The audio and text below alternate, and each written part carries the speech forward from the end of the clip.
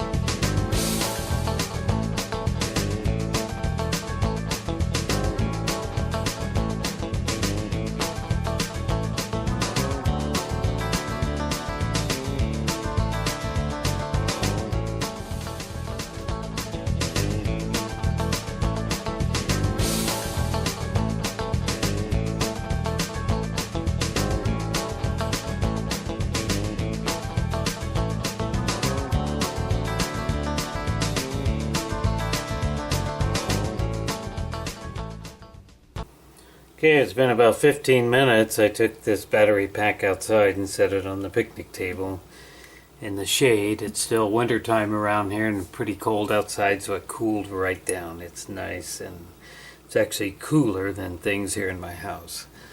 So that's good. So let's go ahead and continue on with this. So let's go to balance. I'm going to turn the amps down to 1 amp now. It's going to take longer, but I think I'm not too far away. I just checked the balance with the ANOVA and it's 14.85 volts, so it doesn't have very far to go. So let's go ahead and give this a start. It's saying everything's good. So I'm just going to let this thing balance charge the rest of the afternoon here. Still got a few hours before I have to call the day. So this thing should get finished, and then we'll let it sit.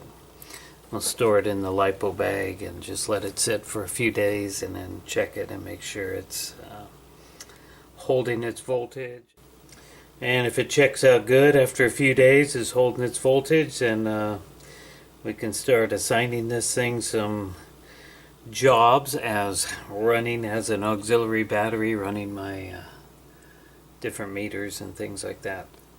So hope you enjoyed this little video on how I made this little Tesla style auxiliary battery. Hopefully in the next couple of weeks I'll be getting all the other cells out and building the big Tesla style 12 volt pack, which is going to consist of like 48 individual cells. So that'll be coming up here very, very soon. All right, thanks for watching.